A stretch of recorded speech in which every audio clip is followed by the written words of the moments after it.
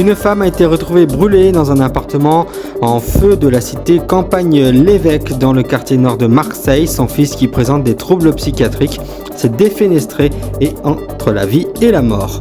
En début de nuit, à peu près 1000 véhicules étaient bloqués sur l'A13, indique le ministre des Transports Clément Beaune sur RMC ce mardi matin. Ils étaient encore environ 400 véhicules pris au piège par la neige à 7h30 ce matin.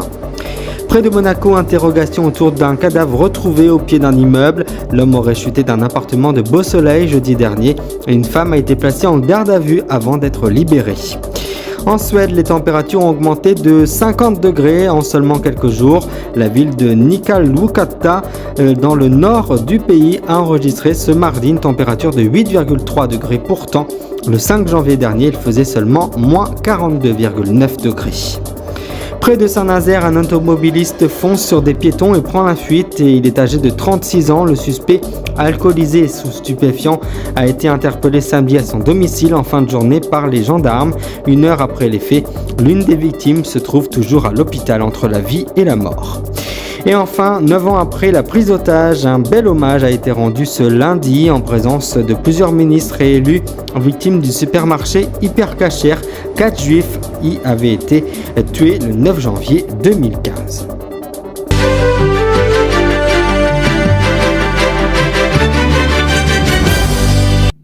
Madame, monsieur, bonsoir et bienvenue dans l'actualité de ce 9 janvier. Ce samedi vers 21h, une femme âgée d'environ 60 ans a été retrouvée brûlée après l'incendie d'un appartement d'environ 80 mètres carrés dans les quartiers nord de Marseille, a appris le Figaro auprès de sources concordantes confirmant une information de la Provence.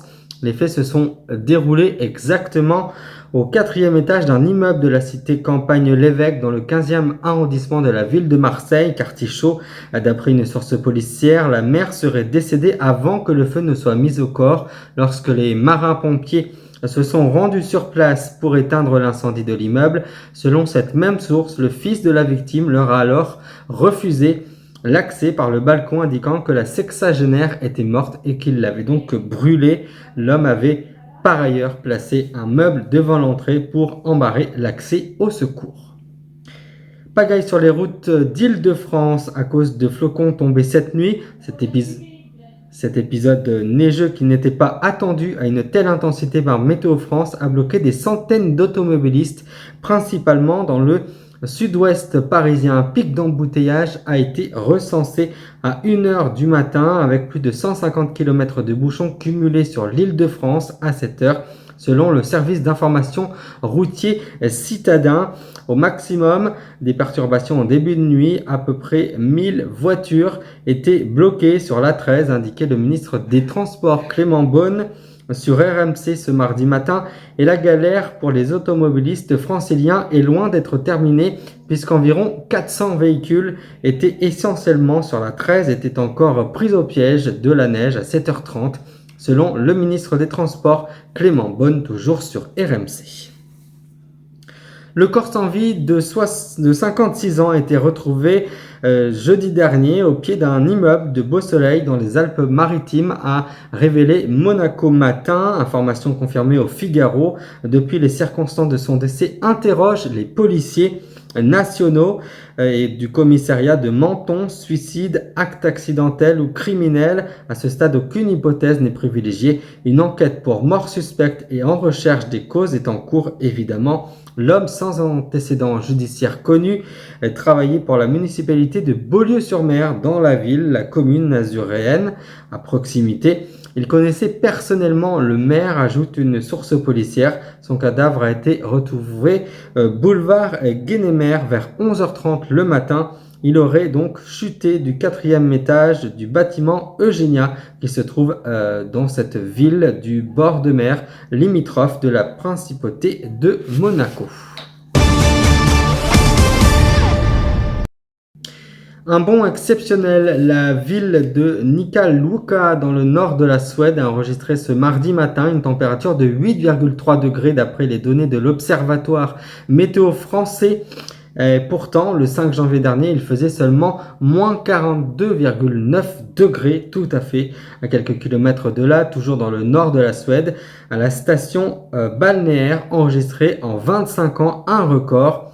pour un mois de janvier en Suède. La région a donc connu une hausse de plus de 50 degrés en seulement quelques jours. Si le nord se réchauffe, le sud du pays continue donc d'avoir froid avec des températures allant jusqu'à moins 16 degrés. Une automobiliste de 36 ans a été placée en détention provisoire hier après avoir été mise en cause dans un accident de la circulation survenu 2 jours plus tôt à Saint-Malo, donc en Loire-Atlantique. Les faits se sont déroulés samedi aux alentours de 17h dans cette commune située près de Saint-Nazaire.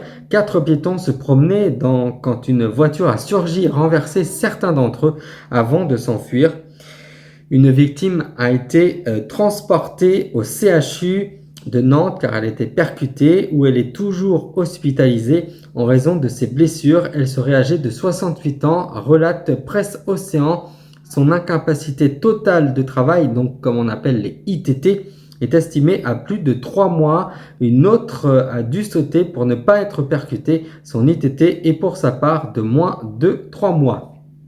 Et nous terminons cette édition avec cette cérémonie qui a été organisée devant le supermarché du 20e arrondissement par le CRIF, Conseil représentatif des institutions juives de France. Des bougies ont été allumées une à une en mémoire de Johan Cohen, Yoav Attab, Philippe Braham et François-Michel Saada. Rappelez-vous, ces 4 hommes, c'était les 4 clients de la supérette tués lors d'une prise d'otage par le djihadiste Hamedi Koulibaly, ensuite abattus par la police immédiatement.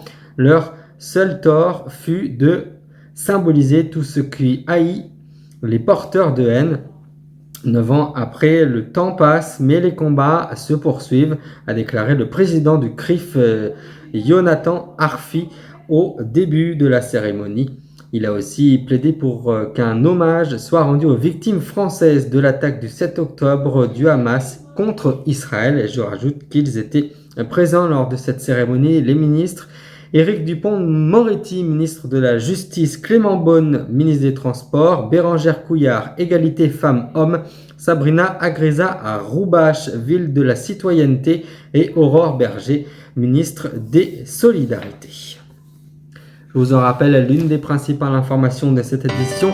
En Suède, les températures ont augmenté de 50 degrés en seulement quelques jours. La ville du nord-est du pays, dans le nord, a enregistré ce mardi une température de 8,3 degrés. Pourtant, le 5 janvier dernier, il faisait seulement moins 42,9 degrés. C'est ainsi que s'achève le Grand News. Je vous souhaite une très belle soirée. Merci de nous rester fidèles. On se retrouve bien évidemment demain pour d'autres informations. Je vous souhaite de passer une très belle soirée avec nous. À demain.